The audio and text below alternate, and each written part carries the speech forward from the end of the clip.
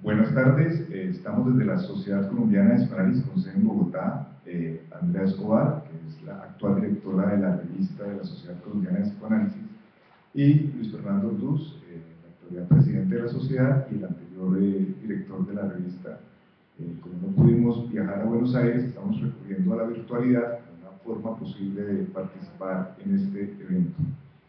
Nuestro objetivo es de alguna manera comunicar un poco cuál ha sido el proceso o el objetivo de la revista nuestra en relación a la divulgación del pensamiento psicoanalítico, y de otro lado plantear unas ideas a propósito de la relación literatura y psicoanálisis en una segunda parte. Quisiéramos comenzar entonces con la presentación de la revista. Andrea, ¿podemos situar un poco históricamente las revistas de la Sociedad Colombiana de Psicoanálisis en nuestro contexto social o cultural? Claro que sí, la revista de nosotros nace en el año 1976, inicialmente como una comunicación de divulgación interna para los psicoanalistas miembros de la Sociedad Colombiana de Psicoanálisis. De hecho, por eso tiene ese nombre, porque inicialmente la idea es que fuera el medio de comunicación del pensamiento para la sociedad, es decir, era un medio interno. Recalcas dos veces el asunto de lo interno.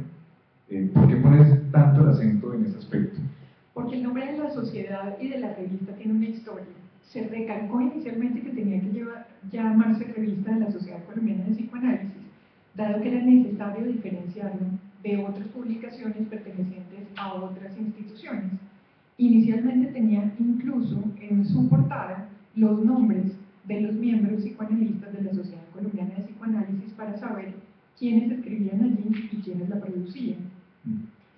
Hoy por hoy sigue teniendo el objetivo del boletín interno, de la comunicación interna.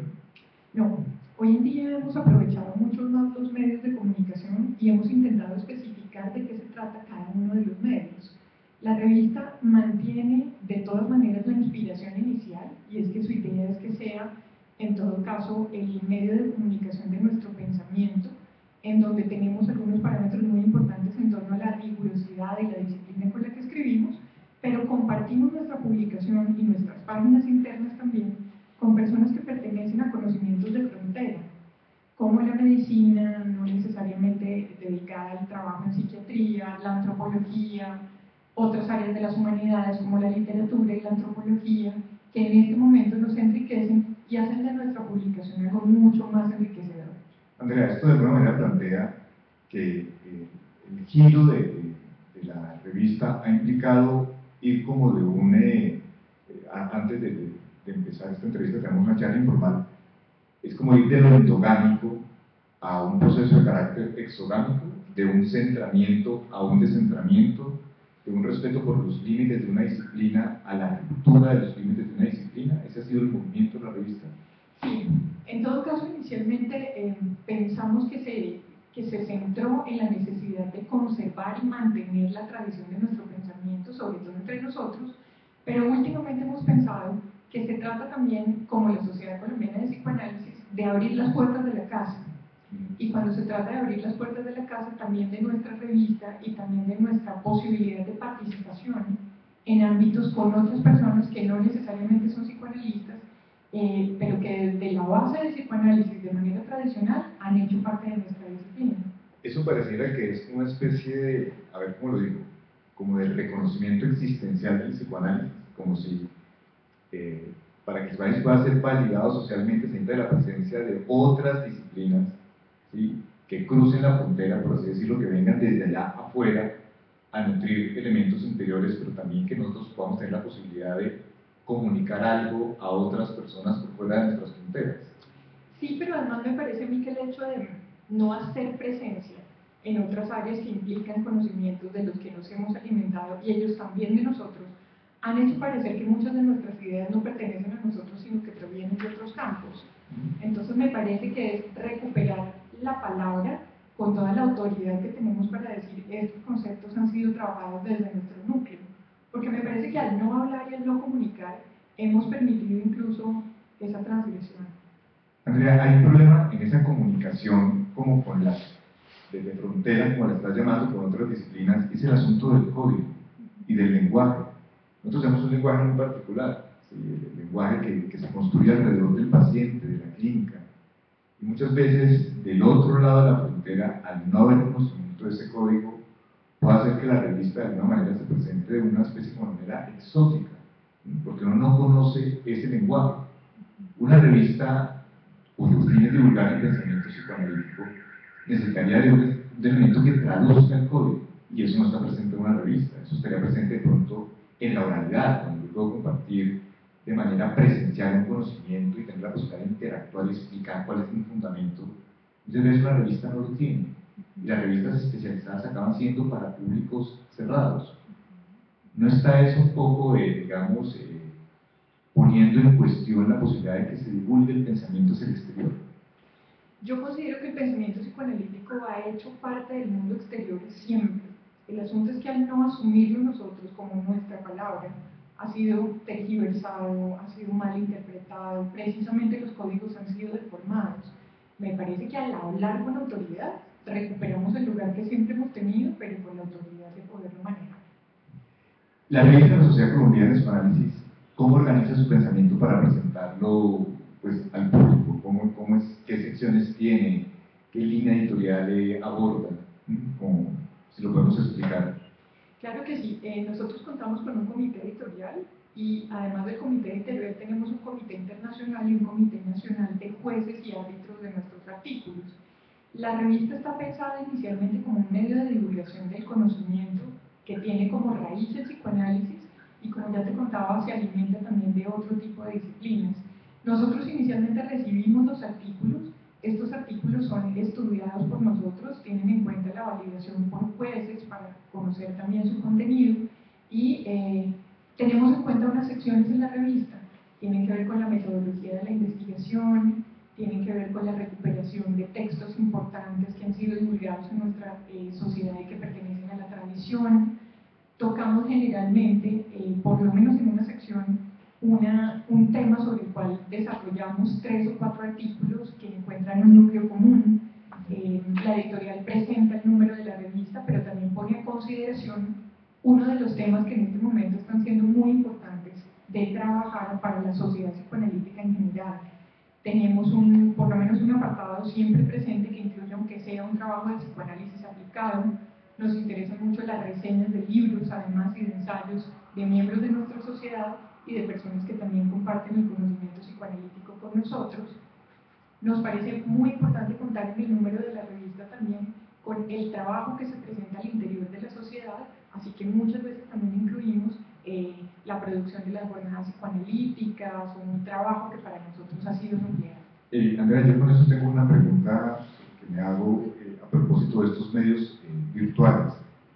Hoy en día sí se ve, o sea, yo siento que de alguna manera estamos volviendo una especie de oralidad primitiva de manera diferente. Creo que el ejercicio de la lectura es un ejercicio que se hace vía internet y que hoy en día el estilo de publicaciones psicoanalíticas de artículos densos o fuertes me parece que está tendiendo a desaparecer. Cuando las revistas piden ser indexadas, me parece a mí que el mismo formato que piden las entidades que indexan es minimizar la cantidad de páginas. Hay un número específico de caracteres, de palabras, y lo que veo yo es que hay una especie de lectura rápida, pero que incluso en el propio mundo psicoanalítico no nos leemos, estamos interesados en publicar, pero no en hacer una lectura. ¿Cómo se vive eso en la revista o en tu experiencia como directora de la revista? Inicialmente la primera dificultad tuvo que ver incluso con nuestros miembros. Nosotros tenemos una dificultad en la escritura psicoanalítica, porque podemos extendernos en un historial, podemos hacer una revisión teórica muy amplia, pero a la hora de hablar de nuestras ideas y de puntualizar nuestra manera de abordar el caso o de entender un tema, generalmente no precisamos nuestras ideas y eso ha hecho que muchos tengamos que, de nuevo, aprender a escribir. Y ha sido muy interesante. Yo creo que las personas sí leen, en efecto leen, pero creo que el medio que leen debe ser transformado. En nuestra sociedad tenemos la posibilidad de contar con miembros que van desde los 35 años hasta los 83. Así que yo pienso que para cada tipo de población hay un uso de la lectura y hay una manera de presentar la lectura. Nuestros miembros mayores son defensores de la conservación de la revista en el medio material impreso, pero nuestros psicoanalistas más jóvenes prefieren que no es así en la mayoría de los psicoanalistas que cruzan los 60 años, por ejemplo. Entonces yo pienso que la revista debe ponerse a tono, además, con las necesidades de la población a la que le llega. Me parece que tiene que ver con la forma, además con la que se presenta, conservando la rigurosidad del fondo, de lo que se quiere transmitir. Esto de alguna manera plantearía, si te lo entiendo, que el uso del papel, hablando de pronto de una perspectiva ecológica, es como si hubiera mandado a desaparecer y que cada vez va a ser una revista más virtual, más para ser vista que un objeto material. O sea, vos le apuntás un poco a que ese es el futuro de las publicaciones. Sí, no. Yo pienso que nuestra revista tiene que tener, en todo caso, el formato del ebook en un futuro también. Creo que debe tener los dos. Lo que yo creo es que se vuelve mucho más exigente el proceso de producción de una revista. Me parece que las revistas a las cuales nosotros accedemos y que queremos conservar tienen un elemento estético muy importante que hace que las queramos tener como objetos para nosotros.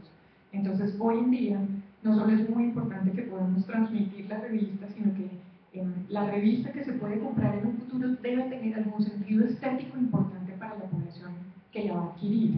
Claro, pero Beli, eso no es jugarle un poco a una cultura iconofílica. Cuando hablas del objeto estético, entonces uno cae en el juego de la cultura light, es decir, de crear el agrado en el formato, el agrado en el objeto.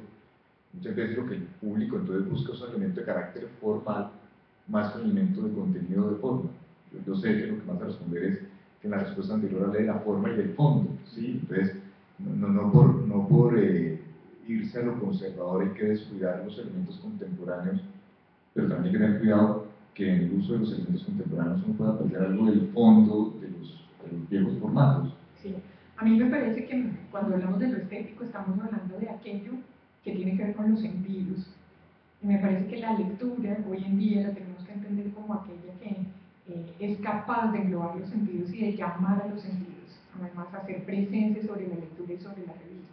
No es únicamente la letra como texto, sino me parece que una revista tiene que ser un llamado a los sentidos para arrojarse sobre ella y asumirla desde todo lo que nosotros somos.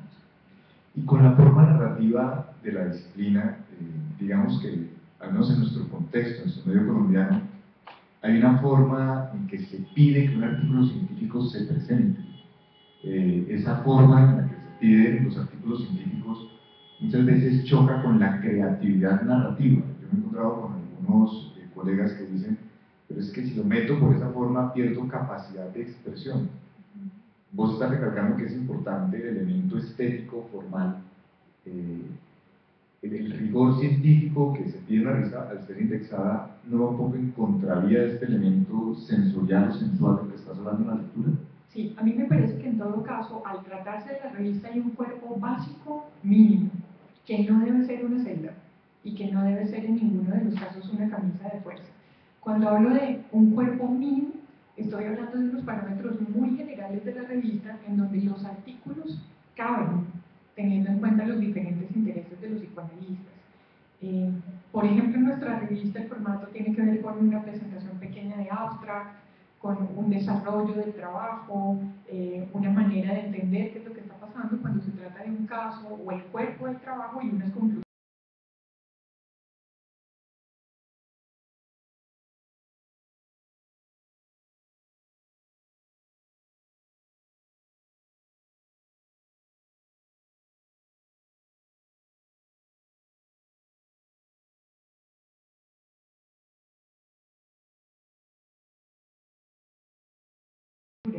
Muchas veces nosotros mismos lo diluimos y entendemos que lo escrito puede ser aquello que pensamos directamente, puede ser aquello que vamos elaborando mientras lo leemos, pero plasmar las ideas y que queden condensadas con una forma y que impliquen llamar a los sentidos, me parece que está por ser atendido en el mundo de nosotros. Bueno, Andrea, muchas gracias por la presencia en esta mini entrevista para la Feria del Libro de APA. Muchas gracias por la presencia de ustedes allá y quedamos abiertos a preguntas en relación a esto que hemos planteado. Gracias.